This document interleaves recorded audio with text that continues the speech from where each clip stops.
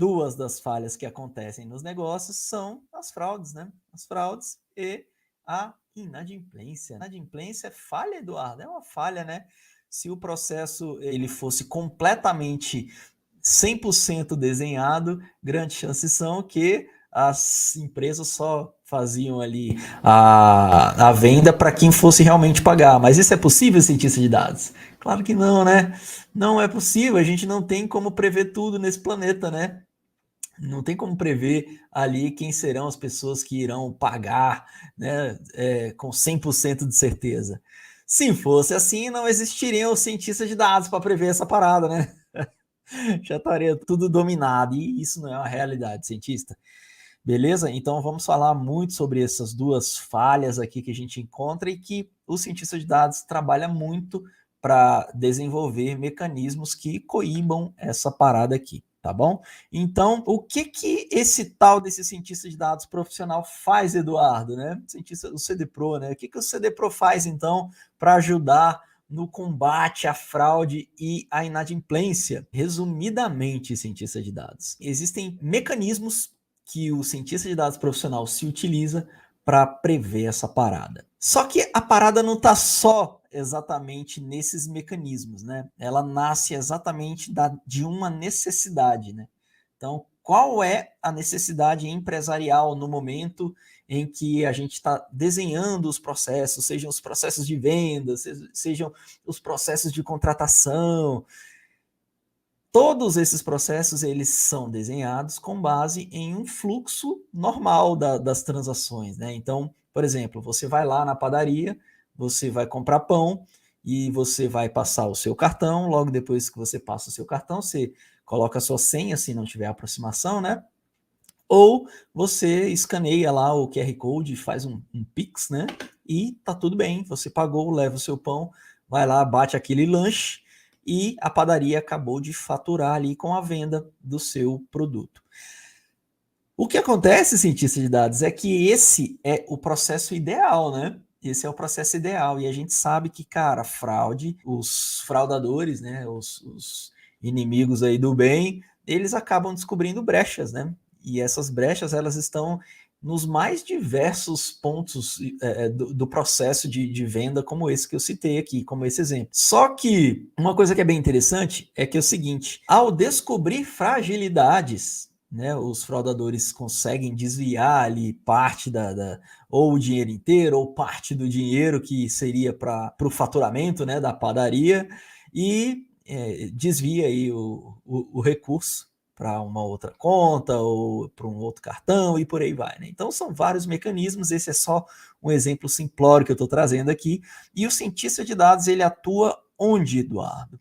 O cientista de dados, ele tem uma tarefa muito massa, que é ajudar a desenvolver mecanismos que identifiquem que essa transação, que foi uma transação com um cartão num horário diferente, que foi uma transação com cartão num valor também diferente, num local onde o dono do cartão geralmente não anda, e o cientista de dados utiliza todas essas habilidades, todos esses dados, todas essas variáveis, todas essas features, para produzir aquilo que a gente chama de resultado de predição, que ele vai falar para a gente com base na experiência da pessoa que está lá naquela padaria comprando pão, se aquela transação ela foi uma transação realmente feita pelo Eduardo, ou se foi uma transação que realmente é suspeita. E aqui entra um ponto muito interessante. Aí eu estou dando um exemplo bem simples de fraudes em cartões de crédito, né? Então, não existe só fraude em cartão de crédito, né? A gente sabe que existem N fraudes, né? Fraude em transferência bancária, a gente sabe que existe fraudes em investimento, existe fraude até em investimento, olha que louco, né? Mas a gente está falando só do subcampo ali de uma empresa financeira, né? De uma empresa de meios de pagamento. Mas uma fraude, ela pode ser muito além do que uma simples transação financeira propriamente dita, né? A fraude ela pode vir da concretização de um contrato que não seja verídico, E como que o cientista de dados entra para ajudar nessa parada toda, Eduardo? O cientista de dados, ele consegue perceber padrões e, ao desenvolver metodologias que percebem uma mudança de padrão, o que acontece é que ele acaba por levantar ali uma possibilidade, né? Ele não chega e já mete um flag assim, ih, caramba, isso é fraude. Não, levanta uma possibilidade e essa possibilidade depois ela é muito bem estudada e averiguada e verificada para que possa aí ter a certeza absoluta de que foi uma fraude ou não.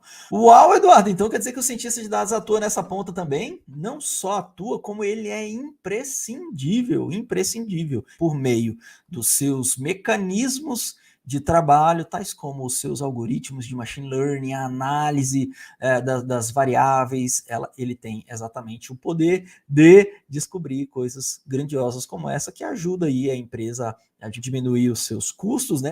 Uma outra ponta bem interessante, a gente também lida muito com a prevenção, né?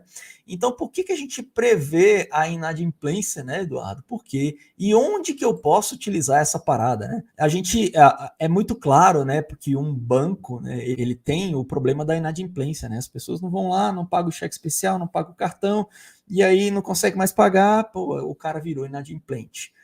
Aí, só que a gente esquece que, assim, todas as empresas que possuem clientes, que possuam clientes, teria condições de desenvolver mecanismo de prevenção de inadimplência, sabia disso? Pensando nisso, hoje a gente tem um mercado grandioso que, inclusive, troca e fornece e vende informações, como que a gente vê no exemplo da Serasa, do SPC e outros birô de créditos que existem aí no nosso país, que acompanham a jornada dos clientes e coletam os mais diversos dados sobre os clientes para depois fornecer não só as informações, né, para instituições que têm consumidor, mas também para entregar ou vender o procedimento de detecção se o cliente é bom ou não. Então quer dizer, Eduardo, que hoje o Serasa, ele é um exemplo só, tá? Cientista de dados. Existem vários detentores desse tipo de trabalho, né? Então, quer dizer, Eduardo, que essas companhias que